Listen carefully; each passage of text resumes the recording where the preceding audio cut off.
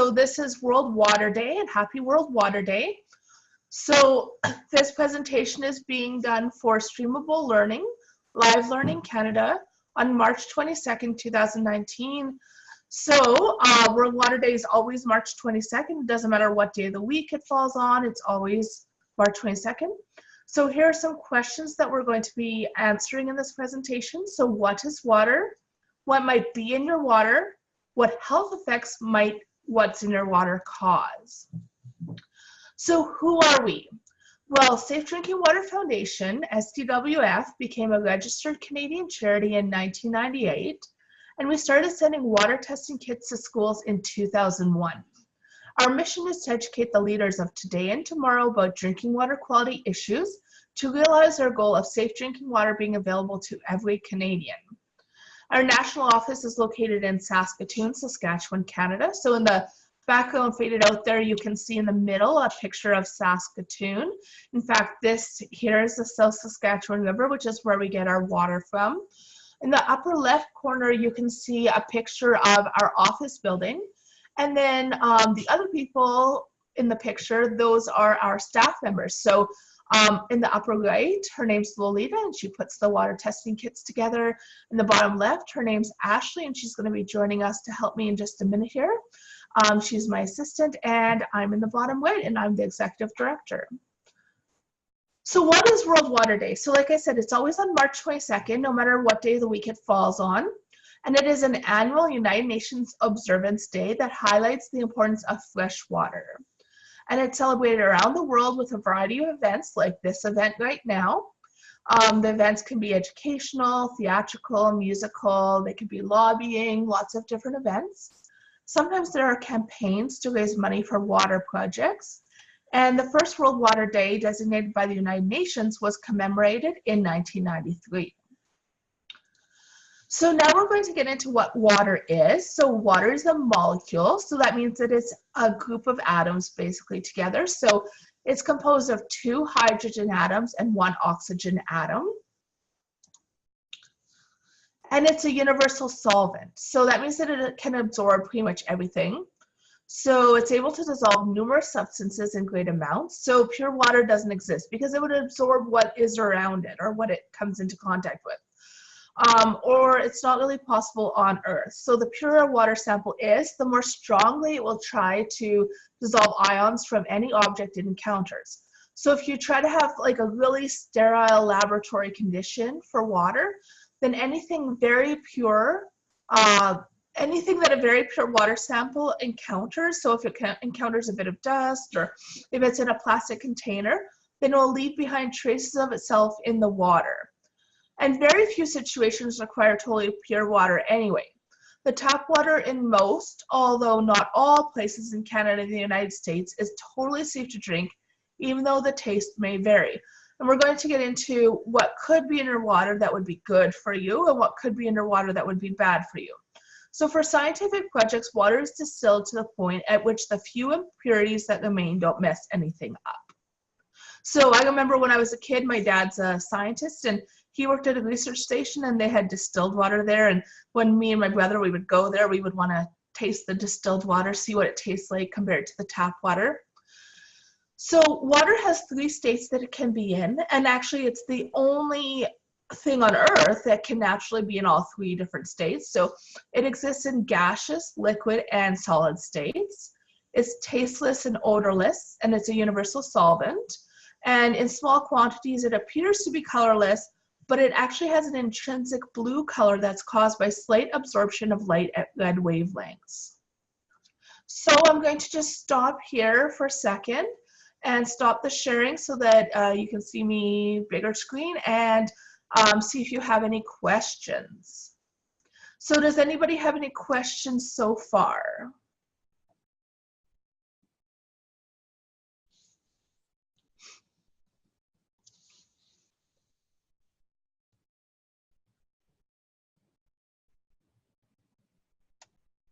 Okay, I guess there's no questions right now.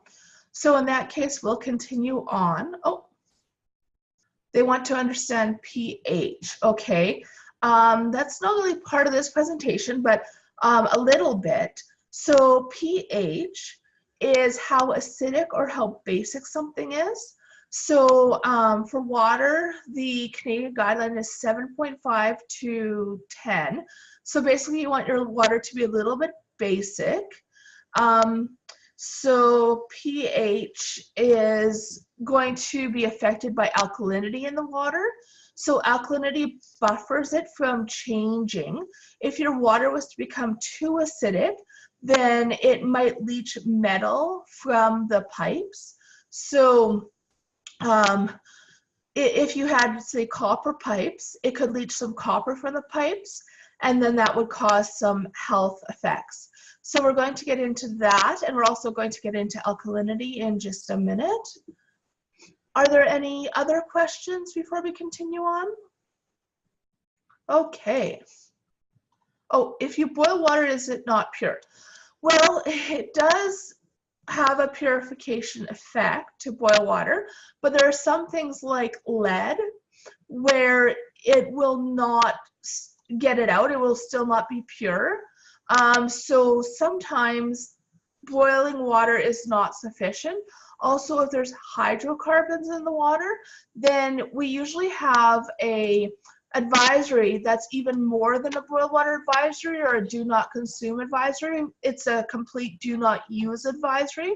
So in that case, you can't use it for anything, like you can't use it on your body at all if it's hydrocarbons. So sometimes boiling the water does not make it totally pure. So if there's things that do not evaporate out, like sometimes lead or metals like that, then it doesn't become pure.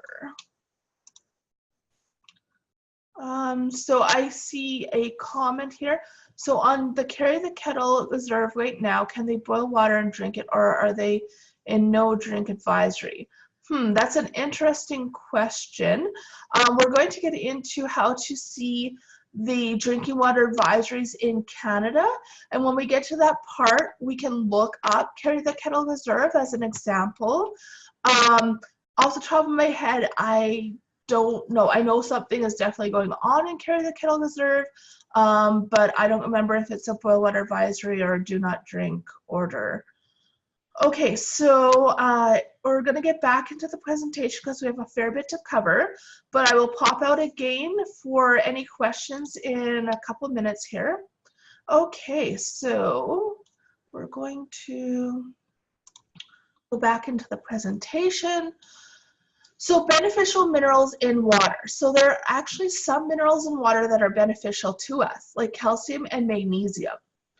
So calcium and magnesium are things that we need every day, like in our diet, and we don't get much of our calcium and magnesium from water. We get most of it from food, but there's a small percentage of it that we get from water, but we don't really need to get that from water because we could easily just, you know, drink a little more milk or eat a little more food that has calcium or magnesium in it. But the thing is that, as we talked about before, water is a very pure substance. So what that means is that it absorbs what's around it. So the purer it is, it will absorb what's around it. So if we have water that has nothing in it, basically, so if we have like distilled water or reverse osmosis water, then it will try to absorb what's around it. So that's why I try to not drink much reverse osmosis water that hasn't been remineralized. And that's why I try to not drink much distilled water, because that could leach the minerals out of your body. Also, if you use that kind of water to cook with, say you're boiling some broccoli, then you would then dump out the water to strain it, of course. And if the water that you were using to cook with was very pure, it's thought that it could leach minerals or vitamins out of your food. And that goes down the drain. You don't want that to go down the drain. You want the minerals and vitamins to go into you. So, however, there can also be other substances in water that can harm us, like arsenic, copper, manganese, nitrate, and sulphate, to name but a few. So arsenic's a poison. So what's it doing in my water? Well, arsenic and all of its compounds are poisonous, but the toxicity does vary. But arsenic occurs naturally, often together with other chemicals in soils and minerals. So in Canada, arsenic concentrations in underground water sources, well water, aquifer water, are higher than surface water supplies, which is common to most locations around the world suffering from arsenic problems. So what is the guideline for Canadian drinking water quality for arsenic? So it's 0.010 milligrams per liter, or that's 10 micrograms per liter. So what health effects can high levels of arsenic in drinking water cause?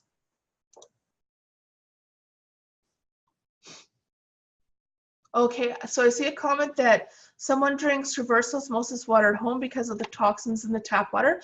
Do you remineralize the reverse osmosis water? Reverse osmosis is a good process, but it's a good idea to remineralize it after it has gone through the reverse osmosis process.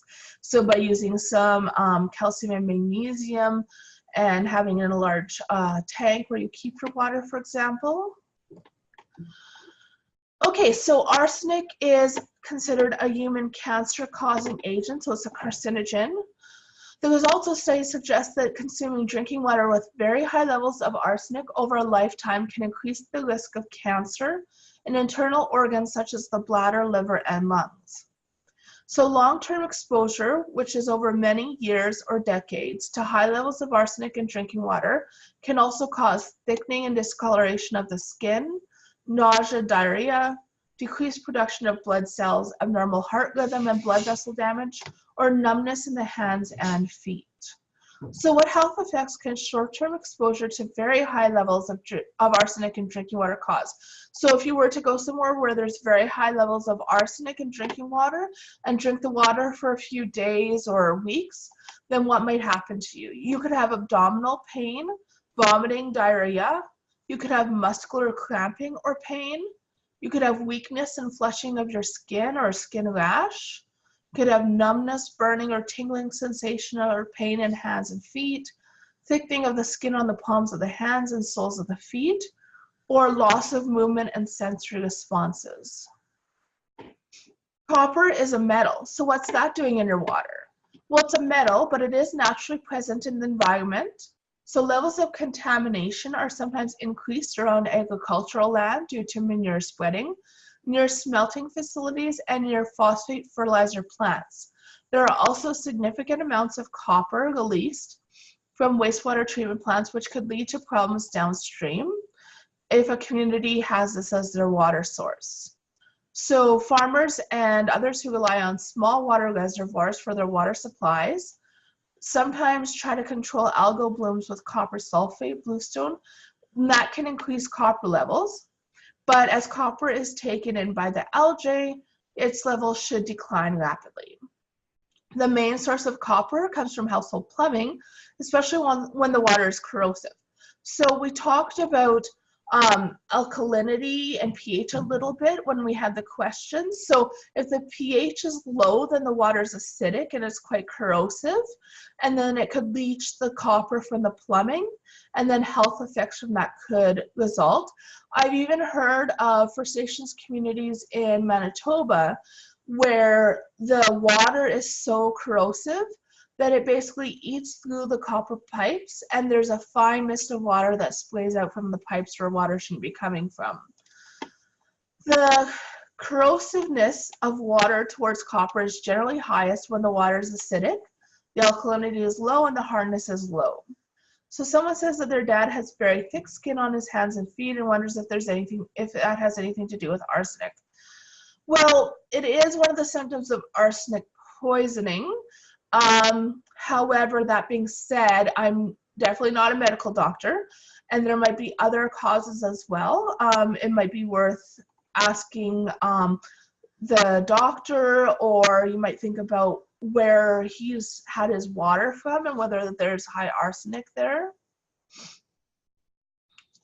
So what's the guideline for Canadian drinking water quality for copper? So it's 1 milligram per liter. So how could copper in your water affect you? Well, it is an essential nutrient, and we actually require very small amounts to be in our body. But health effects can occur when people are exposed to it above the guideline level. So the most common health effects of the excessive consumption of copper-bearing water would be nausea, vomiting, diarrhea, upset stomach, and dizziness. If extreme intake occurs, kidney and liver damage is possible. So what is manganese and what's it doing in my water? Well, it's also a metal. It's grayish-white. It's a hard metal resembling iron. So it's leached out of rocks and minerals, as well as man-made materials such as iron and steel pipes. Groundwater supplies, having been in contact with rocks for long periods of time, generally have much higher levels of manganese than surface water sources. And sometimes discharge of acidic industrial waste or mine drainage can increase manganese problems in affected surface water sources. It's also in many food items, including grains, cereals, and it's quite high in tea. So what's the guideline for manganese? The guideline is 0.05 milligrams per liter right now. And there in that picture, you can see an example of some materials from our Operation Water drop kits, which are water testing kits that we send to schools. And that's how students check for manganese, is by using that test there. So how can manganese in your water affect you? Well, it can stain plumbing and laundry, as well as impart taste and odor to the water. Manganese-containing water can react with coffee, tea, and other beverages, producing a black sludge effect, affecting both taste and appearance. So if you were to, say, make Kool-Aid with the water, it could produce black sludge, which I'm sure you would not find appetizing. I definitely wouldn't.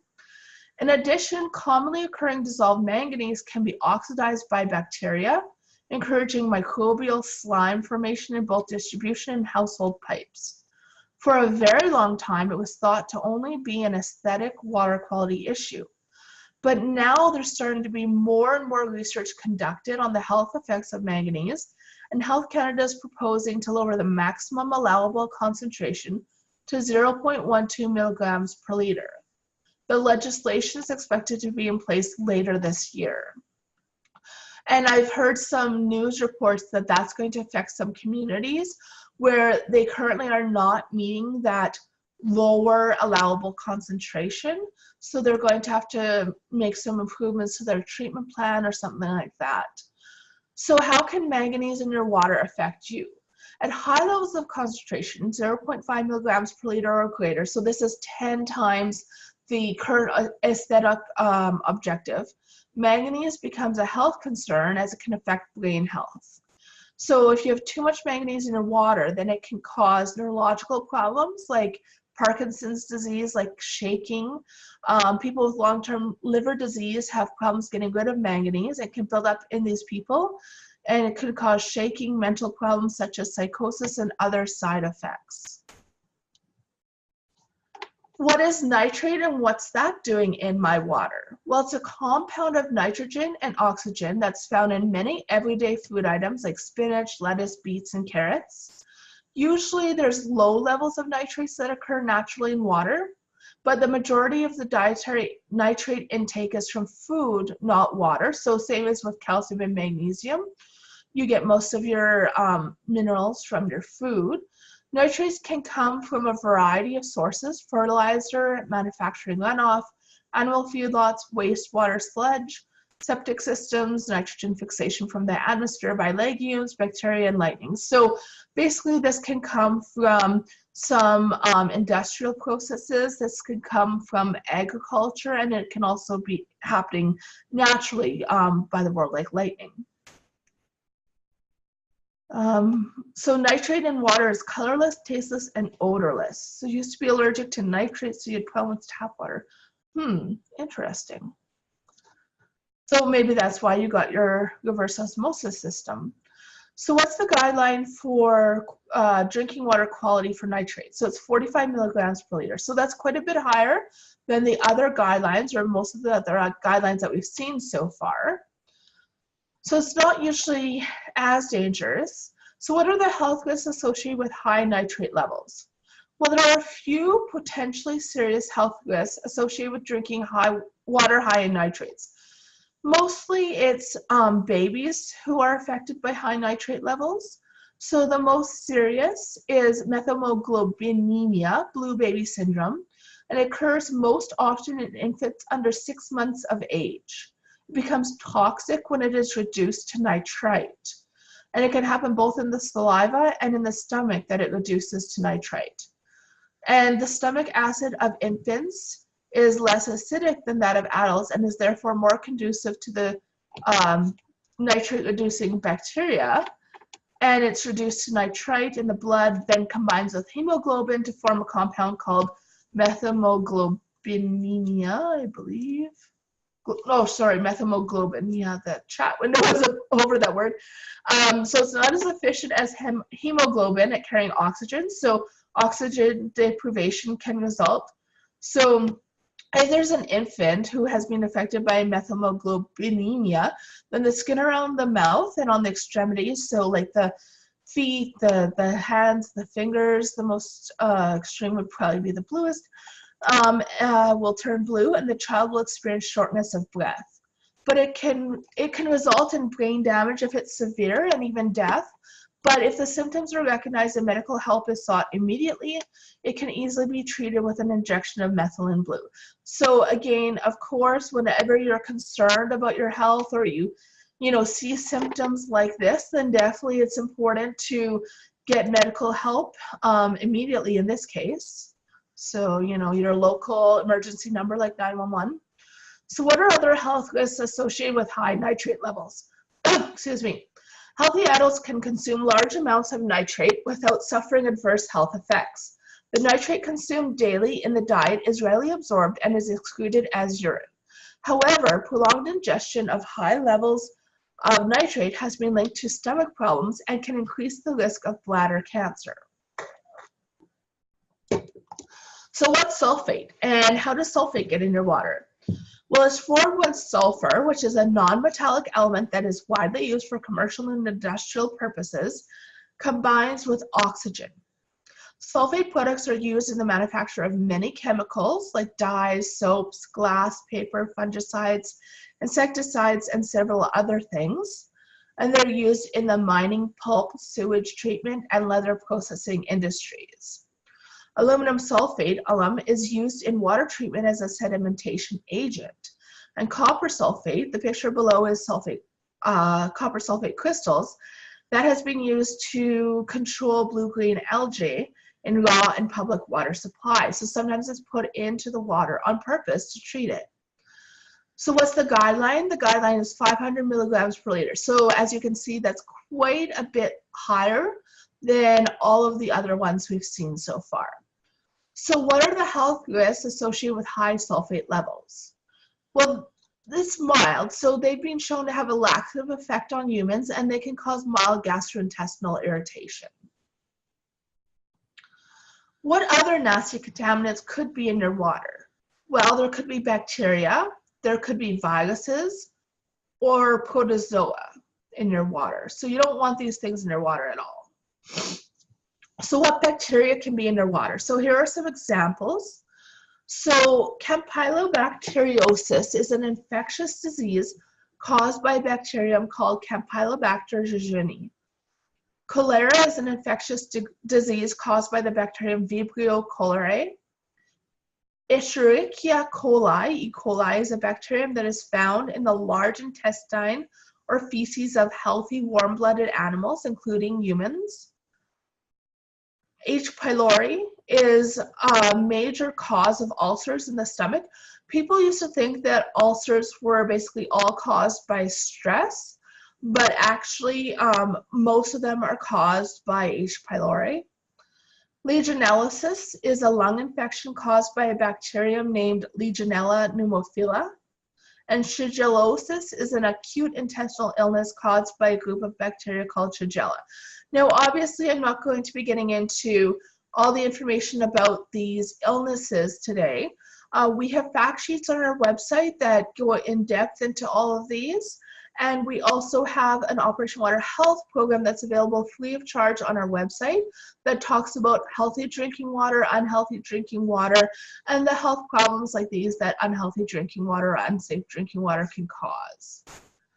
Viruses also can be in your water. So there are 6 different Coxsackie B viruses, and each one is responsible for different symptoms and diseases. And hepatitis A is a disease caused by the hepatitis A virus. So again, learn more through our website on the fact sheets and in the Operation Water Health program. Diseases caused by parasites that can be in your water. So cryptosporidiosis is a severe diarrheal disease caused by a microscopic protozoan parasite, Cryptosporidium parvum. And giardiasis, sorry, some of these words are kind of hard to pronounce. Like I said, I'm not a doctor, is an infection of the small intestine caused by the protozoan parasite Giardia lamblia. So what else can be in your water? Well, there can be pesticides, like if pesticides are sprayed and then there's runoff, or if pesticides are sprayed too close to surface water. Radionuclides, which are atoms with unstable nuclei, which to become more stable emit energy in the form of rays or high-speed particles. There can be chlorination byproducts like trihalomethanes, which are carcinogenic, which means, again, cancer-causing. So if there's too much chlorine put into your water and there's too many chlorination byproducts, then you can have issues with those. Asbestos, I've heard, although I don't know how true this is, that there are some communities, including in Canada, that have asbestos in their water pipes. Lead, my own home had lead pipes. We've since had them replaced, but lead is definitely an issue with many homes and schools in Canada and the States, and much more can be in your water, unfortunately. So I'm just gonna stop the share here for a second and see if there's any new questions. Okay, so I've got some questions. So acidic water can leach minerals into water, but what happens if the water has high alkalinity? Well, actually, you want the water to have a fairly high amount of alkalinity because alkalinity is buffering. So most of the guidelines in the Canadian Drinking Water Quality Guidelines are maximum amounts. So for example, for copper, for iron, for things like that, they're maximum amounts. But in the case of alkalinity, it's actually a lower limit. So you want to have a fair amount of alkalinity. Now, that being said, if you have too much alkalinity, like much too much, then it can also be a problem. I believe, if I remember correctly, it's on our website. We have a lot of information about water on our website, but I believe that if it's too high in alkalinity, it dries out your skin and maybe also your hair. And I think also it changes the taste a bit, if I remember correctly. Are there any other questions? Oh, do you think filtering salt water is a safe and efficient way of accessing drinking water? Yes, it is. Well, it's not really so much efficient, but it is safe. So in terms of filtering salt water, there are a lot of desalination processes that have been developed or are currently being developed. The major problem with them is the cost. So it's the cost that's the deterrent. I think that as water becomes more scarce on our planet, we will be forced to go that way, and probably desalination plants will be more developed, and there'll be more of them. But I think that it'll also increase the cost of water. We need to think about water as a human right, a basic human right. And so we definitely want people who are in lower socioeconomic status classes to be able to access safe drinking water. So I've also asked, besides water quality, does acidic water affect the body? Well, we can drink things that have really acidic, that are really acidic. Like you can drink lemonade, you can, some people like to even eat lemons. So I don't think it really affects the body. There are some people who believe that your body can become too acidic, but I don't think that's really based in scientific fact. So the main concern when it comes to acidic water that's got low pH, is that it can make the metals leach from the pipes. So that's the main concern. I don't know if it has any effect on like skin in terms of drying it out, or hair, making your hair dry or brittle. It would be probably interesting to look that up online. I haven't, as far as I know, we don't have any information on that on our website, and as far as I know, I haven't really heard of it being a major problem. Is it true that in the Middle East, water costs more than gasoline? Well, I've never been to the Middle East, and I've never bought water there, but I'm wondering if that's like tap water or bottled water. Bottled water, even in Canada, can cost more than gasoline. Like if you are to go and purchase an expensive brand of bottled water in your grocery store, or if you are to go to a restaurant and order bottled water, it most likely costs more than gasoline, because gasoline is like just over $1 per liter, I think, lately. And so if you were to buy a bottle of water, say 500, 600 milliliters in a restaurant, they're probably going to charge you $3 or so. So that's definitely more than gasoline.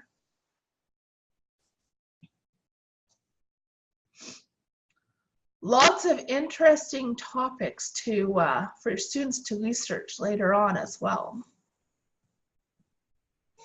Okay, so I'm going to get back into it.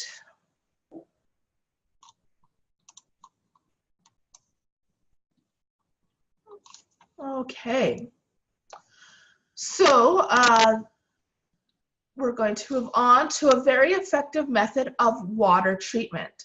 So one very effective water treatment method is the integrated biological reverse osmosis membrane, which is called IBREM treatment system. So it harnesses the power of bacteria, of biology, to pre-treat really poor quality raw source water before the water goes through a reverse osmosis treatment system. So basically, when there's really poor quality raw water that goes through a reverse osmosis system, it'll gum up the filters, like the membranes, like pretty much right away. And those membranes are very expensive, or if you try to clean them, that's a lot of work to clean them yourself. So this way, it gets cleaned up before it goes through the reverse osmosis process. So it was developed by Dr. Hans Peterson, who's actually the founder of our charity. And it was developed at Yellow Quill First Nation in a pilot trailer from 2002 to 2004. Yellow Quill's groundwater was considered untreatable, and we have some pictures on our website of Yellow Quill groundwater, and it looks black. And it was considered untreatable according to the Canadian federal government. And Yellow Quill has been under a boil water advisory for 9 years. So did you know that there's currently a First Nations community in Ontario, Canada called Neshtega First Nation that has been under a boil water advisory for 24 years? Imagine 24 years. Some people who are 24 years old are teachers. So if they were in that community the entire time, they would not even have ever been able in their lifetime to get a glass of water from the tap and drink it safely. So in the United States, you can research your own cities or towns' water to see what is in it. So you can find your community's water test results through the Safe Drinking Water Information System, the SDWIS, Federal Reporting Services. So if you were to copy that link or to click on that link, I don't think you can click on it because it's on my screen though, sorry, but if you were to copy that link or to search for that, then you could look up your community's drinking water quality results. You can look at the annual water quality reports, which are the consumer confidence reports, and you can search the Environmental Protection Agency's database for assembling and maintaining national drinking water contaminant occurrence data on both regulated and unregulated contaminants in public water systems by going to that website. And I'm just going to see here. Oh yes, bottles, black water. What is it? Yes. There was a student at a school that I presented at who was telling me about the black water, and forget what health benefits it's supposed to have. I know I looked it up after I presented there, and they were telling me about the black water, and I thought, well, it's interesting, but I didn't think it was very you know, very scientific. And also, like, bottled water inherently has issues in it, with it. So there's the issue of the oil that goes into producing the plastic. There's the issue of the virtual water that goes into producing the bottle. There is the issue that safe drinking water should be available to all people, and so therefore it should not be a commodity to be bought and sold to the highest bidder. And furthermore, the transportation, so the environmental effects of transporting vast amounts of bottled water across the country. So in Canada, you can research your own cities or towns' water to see what is in it. So you can contact your provincial or territorial government's drinking water related authorities and offices. So on our website, if you go to resources and then water quality information, you can find links to access British Columbia, Alberta, Saskatchewan, Manitoba, and Newfoundland and Labrador water quality testing information. You can also visit watertoday.ca and search for your community in the upper right-hand search box. And this will inform you of any boil water advisories in your community. You can also select the graphic map for your province and see where all the drinking water advisories in your province are located. So I said that when we got to this point, we would look up carry the kettle. So I'm gonna go here. Hopefully this will work here. And Carry the Kettle First Station is in Saskatchewan. So I'm gonna pick Saskatchewan text. And Carry the Kettle First Nation is here. So it's a boil water advisory since March 4th. And we can click on it for more information. So it says that a boil water advisory was issued to Carry the Kettle Nakota Nation public water system. The reason was not stated, and it said that it would be short term. Okay, so, it'll inform you of the advisories in your province. Did you know that at any given time in Canada, there are about 1,000 drinking water advisories in place? So you can research your own cities, towns' water to see what is in it. So in either country, you can also perform an internet search for your community's water quality test results. They might be available on your city's website. You could phone your city or your town's water treatment plant or office, and you could ask whether there are water quality test results available to the public, and if not, why they're not available to the public. And actually, I was just at a meeting on Tuesday, I believe it was, yeah. And I learned that there are consumer confidence reports in Saskatchewan and probably other provinces as well in Canada. I thought it was a states thing that we just found the water quality test results, but you learn something new every day because, you know, water is, there's so much to know. So much to know. So do you have any questions? I'm just gonna pop out of here again. Any questions at this point? Which countries are facing physical water scarcity? Well, it is about, what was the last stat I saw? I think it's like quite a large proportion of the earth. I want to say like almost a third, or it was predicted to be a third by 2020 or something like that. I think in Africa and in the Middle East, there is some water scarcity. We don't really deal, to be honest, with like worldwide water issues. There's a lot of charities that deal with water issues in developing countries. Our focus is on rural and First Nations communities in Canada and whether they have access to safe drinking water. But yes, I know that it's a big problem and it's going to become an even bigger problem. I've heard that because of climate change, it's going to speed up in terms of the number of people who are water scarce. I know that South Africa, there was Cape Town, and they almost ran out of water, so they had mandatory water restrictions and They had, you know, daily, I think probably hourly reports on, you know, how much water was left in their reservoir and things like that. So they were definitely facing the biggest crisis that I've heard of so far in terms of water scarcity.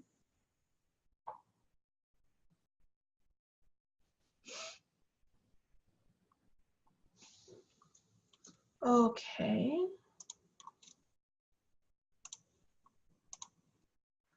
So what do we do? So we have 4 different water testing kits available.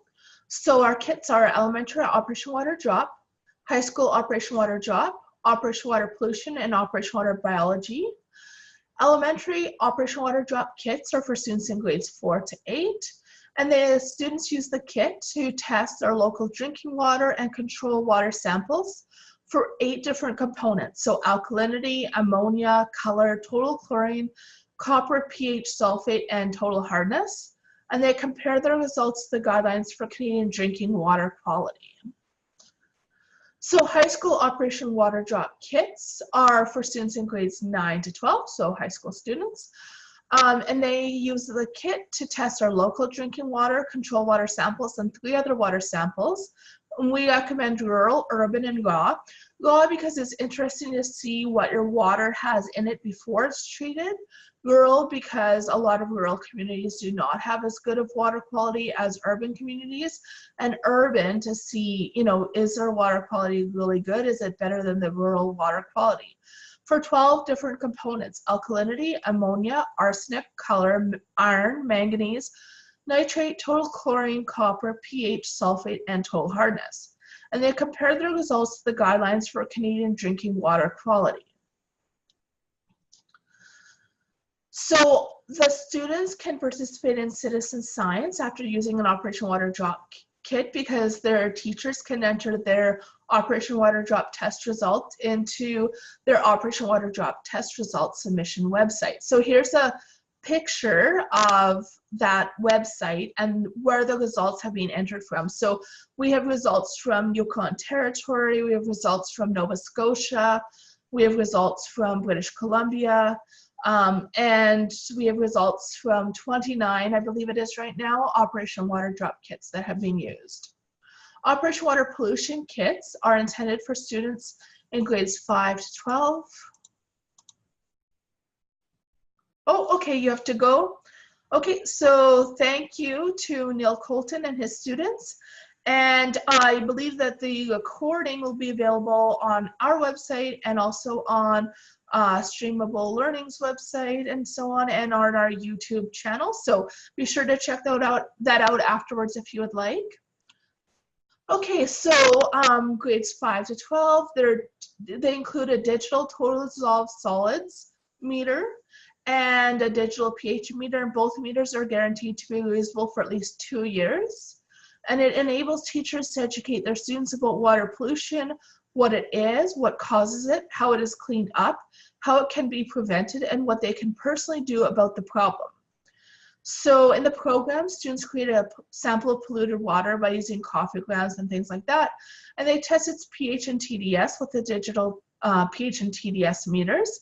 And then each group of students is given a different community situation, so like a scenario, and a corresponding amount of play money. So for example, if they were a First Nations community or a rural community, then they would be given less play money than if they were an urban center. And they use their play money to purchase materials which they use to build a filtration system. And then they have their sample of polluted water go through the filtration system, and they measure the TDS and the pH of the water after it has been filtered. So through this activity, they learn about the economic realities that exist in different communities, so like rural and First Nations communities, in terms of having funds available for water treatment equipment. Operation Water Biology kits are for high school students as well, grade 9 to 12, and they're used to educate students about biological water treatment, a more effective and environmentally friendly method of treating drinking water. They use the materials in the Operation Water Biology kits to perform hands-on experiments to learn more about chlorine, chloramine, ammonia, and iron. They also build a small-scale model of a biological water treatment system. So when we're talking about the IBRAM and how bacteria, basically pre-clean the water before it goes through reverse osmosis. So basically they create a small scale model to see how the bacteria is able to pre-treat the water. So how you can receive kits. So the kits are available for purchase. So it's $85, including the shipping and handling, and there's no tax for elementary Operation Water Drop kits. And then all the other ones are $170.